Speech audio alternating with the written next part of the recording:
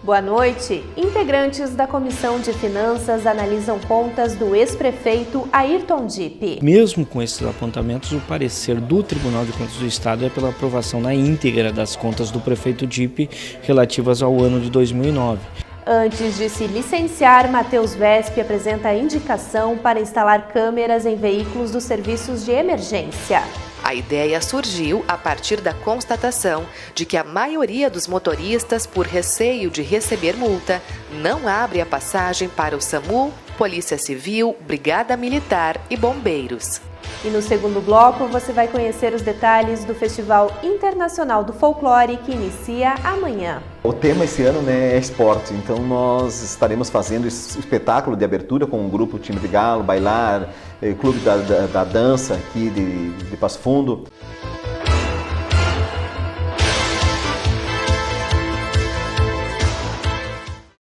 Os integrantes da Comissão de Finanças, Planejamento e Controle estiveram reunidos para analisar as contas do ex-prefeito Ayrton Dipp referentes ao exercício de 2009. O texto deverá ser apreciado na próxima semana. Por isso, nós conversamos com o presidente do grupo e relator, Alex Necker. Nós encaminhamos o parecer favorável à aprovação da prestação de contas do prefeito Dipp. Existe um conjunto de alguns apontamentos que foram feitos pelo Tribunal de Contas do Estado, mas mesmo com esses apontamentos, o parecer do Tribunal de Contas do Estado é pela aprovação na íntegra das contas do prefeito Dipp relativas ao ano de 2009. Então, após a análise da comissão e após a vinda do representante do preposto do prefeito Dipp à comissão, nós definimos fazer o relatório seguindo a orientação do Tribunal de Contas do Estado, que é pela aprovação. Os demais apontamentos, o prefeito Dipp, que se referem a possíveis sanções financeiras, correm outro processo que independem da avaliação da Câmara de Vereadores. Então, nesse sentido, o meu parecer, que sou o relator do processo, é pela aprovação das contas, entendendo que mesmo com alguns apontamentos ali, elas não são apontamentos que poderiam levar a Câmara de Vereadores a emitir um parecer desfavorável. Então, nesse sentido que nós vamos estar encaminhando a votação ao plenário na próxima semana, defendendo o nosso relatório e justificando o porquê assim nos posicionamos. O parlamentar também falou da distribuição de algumas matérias para a relatoria, que em seguida serão avaliadas pelas demais comissões permanentes da Casa. Hoje nós distribuímos mais 4 processos que tratam de temas variados, nomeando os relatores da comissão, e na próxima semana esses projetos terão a apresentação dos seus pareceres, concordância ou não dentro da comissão, para que eles possam tramitar e que a gente possa fazer andar aqueles processos que estão no Parlamento Municipal. O vereador Matheus Wesp está se licenciando do cargo, mas antes pôde ocupar a tribuna pela última vez. Por isso, nós repercutimos com ele o protocolo de sua mais recente indicação. O parlamentar está sugerindo a instalação de câmeras em veículos dos serviços de emergência.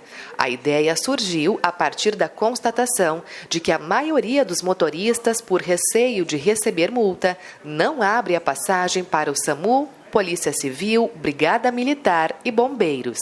Nós observamos muitas vezes que os veículos de emergência sofrem dificuldades no trânsito, principalmente em Passo Fundo, que nós temos sérias dificuldades na mobilidade urbana, no tocante aos veículos que fazem parte da nossa estrutura viária e, consequentemente, os veículos de emergência acabam, exatamente por esses motivos que falei, tendo dificuldades, em casos de emergência, de cruzarem por ruas ou, enfim, ultrapassarem no semáforo, mesmo quando necessário, pelo semáforo no sinal vermelho, em virtude, por exemplo, de uma vítima que precise de rápido atendimento, porque nós não temos uma fácil comunicação nesses momentos de emergência. E, consequentemente, em decorrência disso, muitos veículos, não os de emergência no caso, mas aqueles que circundam os veículos de emergência nesses momentos da emergência, acabam adentrando na faixa de pedestres, acabam cruzando o sinal vermelho e, consequentemente, incorrendo em penalidades e infrações de trânsito. E, consequentemente, com câmeras alocadas junto aos veículos de emergência, nós teremos um meio probatório para evitar que esses motoristas que fizeram nada mais, nada menos que atender a uma demanda pública, que é atender a necessidade de atendimento emergencial a uma vítima que necessita de socorro, acabam muitas vezes incorrendo em infrações que não deveriam levar à punição, porque na verdade há uma excludente aí da ilicitude na medida em que eles fazem essa ilicitude, seja infringir a legislação de trânsito no que for, para salvar uma vida. Consequentemente, com a câmera de vigilância, de monitoramento, enfim, no veículo de emergência, nós teremos um elemento probatório para comprovar se de fato aquele veículo que foi multado tem uma justificativa plausível para não incorrer na penalidade. Matheus Vesp lembrou que, de acordo com o Código de Trânsito Brasileiro, quem se nega a abrir caminho aos veículos de socorro comete uma infração gravíssima, com multa de R$ 293 e 7 pontos na carteira. A implantação deste novo sistema de monitoramento vai permitir que as placas dos condutores sejam identificadas. Isso é um outro motivo, até porque se porventura o carro de emergência buzinar ou ligar a sua sirene para poder ultrapassar e essa ultrapassagem não for concedida, teremos também, em razão das imagens captadas pelas câmeras, a possibilidade até mesmo aí sim de fazer com que aquele irresponsável que não atendeu à necessidade pública de salvar uma vida se incorra em uma multa por tal indelicadeza e irresponsabilidade com a vida alheia. E como este foi o último pronunciamento do vereador Matheus Vesp antes da licença, o seu suplente estava na sessão. João dos Santos assumiu nesta quinta-feira com a expectativa de ser a voz do povo na tribuna. Cada oportunidade que a gente tem de representar as pessoas que acreditam na gente, que acreditam porque votaram em nós, né? São 1.311 votos que nós recebemos e nós temos que honrar um a um, não só nessas pessoas que votaram para nós, mas enfim para toda a população, porque depois que a gente é eleito, a gente representa toda a população e nós, quando somos chamados, não vamos fugir da nossa linha. Quais as principais propostas, então, que o senhor deve defender aí nos próximos meses? Na verdade, a gente vai participar, né, da legislatura, né, desses 45 dias, defendendo aquilo que a gente acha conveniente, né, à nossa população. Afinal, o vereador, quando ele é eleito pelo povo, é para fiscalizar os atos do executivo, né? E também atender os anseios da comunidade. Estamos também vendo aí a possibilidade, né, de pelo menos colocar um projeto, colocar um projeto e algumas indicações, né, que a gente acha importante para que a nossa população venha a ser beneficiada. Iniciou hoje a campanha de rua aos candidatos à presidência, governador, senador, deputado federal e deputado estadual. Pela legislação, está permitido realizar comícios, carreatas, distribuição de material impresso e propaganda não paga na internet. O uso de equipamentos de som é liberado das 8 horas da manhã às 8 horas da noite. Já no rádio e na TV, a exibição do horário eleitoral começa no dia 31 de agosto. E nesta noite você vai conhecer o trabalho da Associação para a Conservação da Vida Silvestre. A Convidas atende cerca de 200 animais que, na maioria das vezes, são vítimas de maus tratos ou estão em perigo.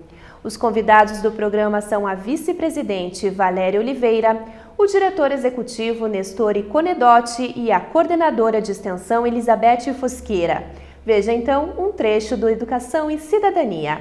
Não existe floresta sem animais e sem água. O meio ambiente é um todo, né? E o Primaves é a prova viva disso, né? Estamos lá com quantos animais, Nestor? 200 é a capacidade então, nossa. Matas e aves, né? Que fazem parte do conjunto para que se possa preservar a natureza, para que as crianças consigam ver os animais não só taxidermados, né? Lá nos museus, que as crianças possam ver os animais. E outro aspecto é que tipo de animal que chega, as condições individuais de animal. A maioria é de apreensão, é animal em situação irregular, né? Ou de cativeiro. A maioria se supõe que seja de cativeiro irregular, família e tal, né? E outros acidentados, ou já nascidos em cativeiro. Há uma abertura, então, neste dia para a visitação. Então, não ocorre como num zoológico, em que as pessoas pagam ingressos, enfim, é uma forma diferenciada, mas há um trabalho de sensibilização. E várias escolas, sim, se organizam, agendam essa atividade lá. E é muito importante, o lugar é muito bonito, né? Eu recomendo as famílias. Bela Vista é um distrito muito bonito de se conhecer, e o fato de ter o Primaves lá, então, potencializa esta visita. Assista ao Educação e Cidadania ainda hoje, logo após a reapresentação da sessão plenária. E no próximo bloco você acompanha uma entrevista especial sobre o Festival Internacional do Folclore.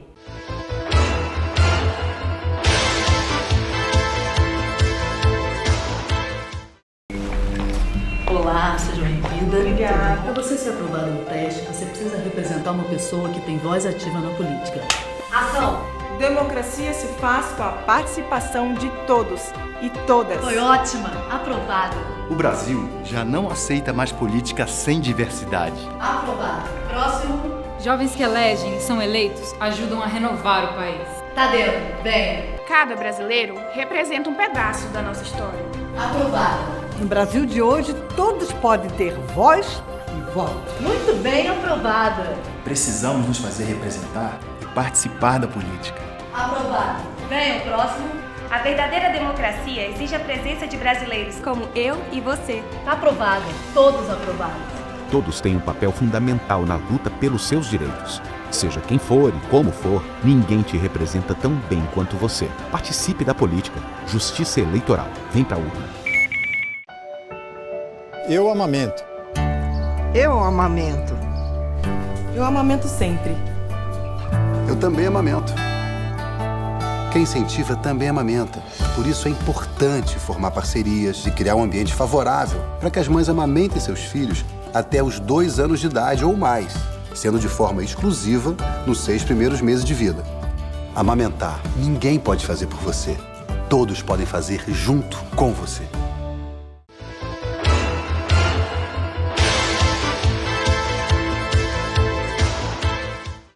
Já está liberado o segundo lote do abono salarial PIS/PASEP referente ao calendário 2018-2019. No caso do PIS, o pagamento será para trabalhadores da iniciativa privada nascidos em agosto. E o PASEP para servidores públicos com final da inscrição 1. O valor do abono varia de R$ 80 a R$ 954, dependendo do tempo em que a pessoa trabalhou formalmente em 2017. Mais informações sobre o calendário nas agências da Caixa Econômica Federal e no Banco do Brasil. A partir desta sexta-feira, Passo Fundo vai receber povos de diferentes cantos do mundo. É o Festival Internacional do Folclore que chega à sua 14ª edição com novidades. Paula Petrini tem as informações.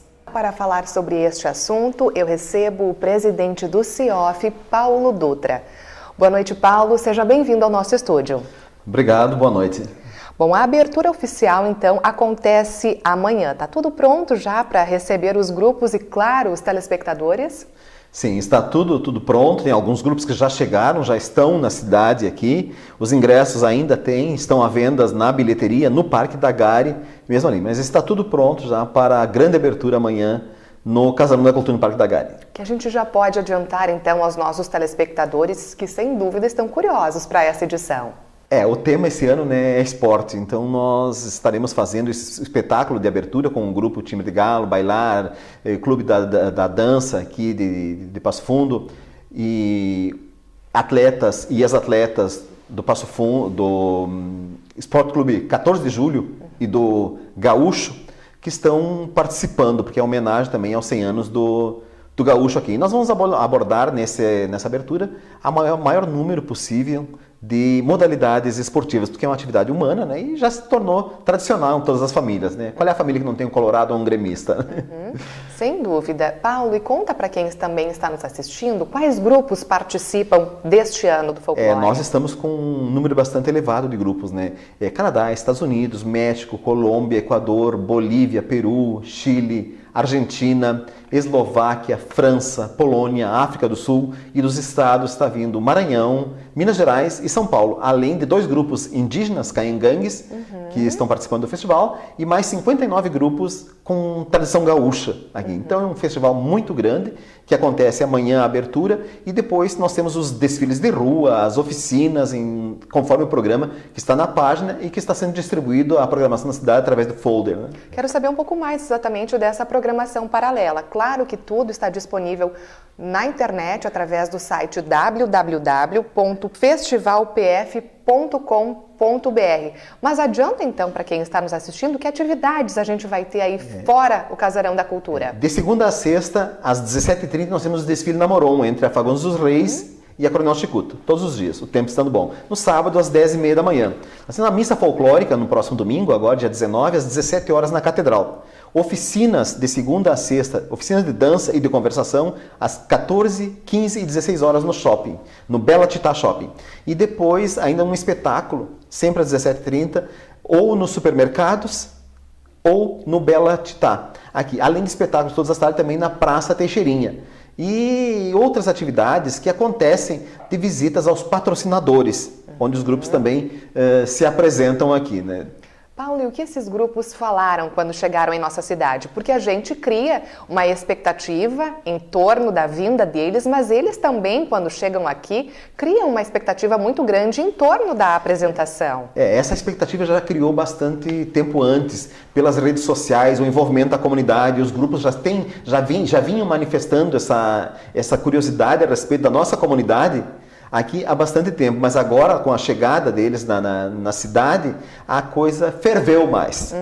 Aí, porque a comunidade tem uma ânsia muito grande de estar próximo, de conhecer a cultura. Assim como os grupos também se sentem muito bem aqui pela forma que a comunidade recebe. Essa forma é diferenciada em todo mundo. O Passo Fundense sabe muito bem receber. Então os grupos estão se sentindo muito bem aqui e querem compartilhar a sua cultura com a nossa, através da nossa comunidade. Até mesmo pela tradição que o festival tem, né? A visibilidade do nosso festival fora é muito boa.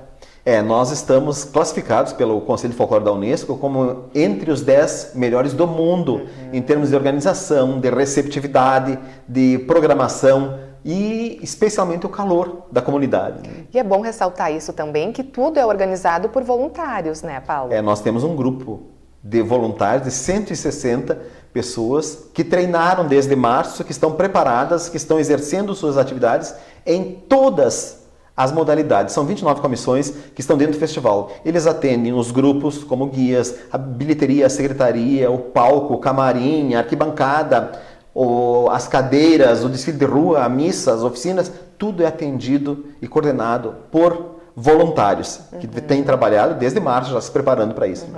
Paulo, uma das grandes preocupações a cada edição, sem dúvida, é com relação à verba. Neste ano, como foi a captação de recursos, então, para viabilizar mais uma edição? Ela não foi fácil. Um ano nós visitamos mais de 100 empresas aqui, mas nós temos um probleminha na cidade agora que muitos eventos que já existiam, pela primeira vez está em lei de incentivo. Então os patrocinadores são os mesmos, os patrocinadores acabaram dividindo os recursos. E isso acaba encurtando o cobertor, né, para que nós não tenhamos a verba suficiente. Mas eu acho que a gente chega no final aí, sempre tem uma solução para isso, né? Porque a bilheteria ela não dá 18% do custo. Né? Certo. Já que você fala da bilheteria, então os ingressos estão à venda lá no Casarão da Cultura? Sim, sim. Unicamente no Parque da Gari, né, ali. Para noite de abertura e encerramento, dia 17 e 25 é R$20 a inteira e 10 a meia. Nas outras noites é R$15 a inteira e 7,50 a meia. De dia, manhã, que é às 8h40, e de tarde às 13h40 é R$8 a inteira e R$4 a meia entrada.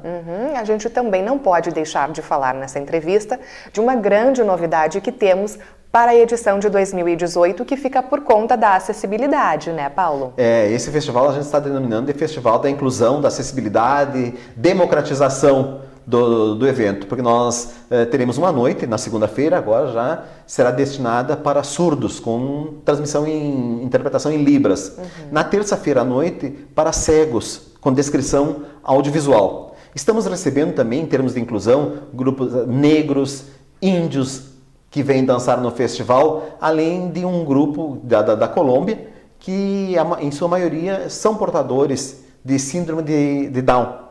E são pessoas totalmente integradas ao meio em que vive. Então a comunidade terá grandes surpresas e um carinho, e a gente pede que a comunidade realmente receba com muito carinho isso aí. Além da recepção do festival, ser receptivo a tantos outros portadores de outras necessidades aqui que estamos preparados para isso. Para encerrar nossa entrevista, deixa o convite para quem está nos assistindo participar pelo menos de uma atividade do festival. A gente convida a comunidade, aproveita essa oportunidade da TV Câmara aqui, que participe das atividades. Porque se você for no supermercado, você vai dar de cara com o festival.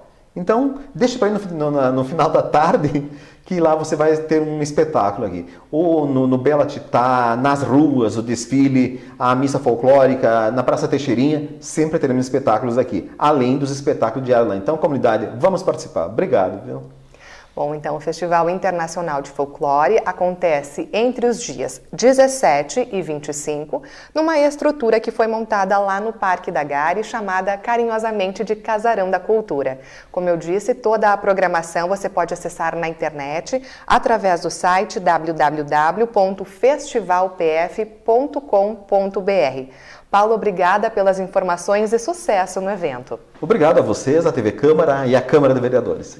E o Jornal da Câmara fica por aqui. Obrigada pela sua companhia e uma ótima noite.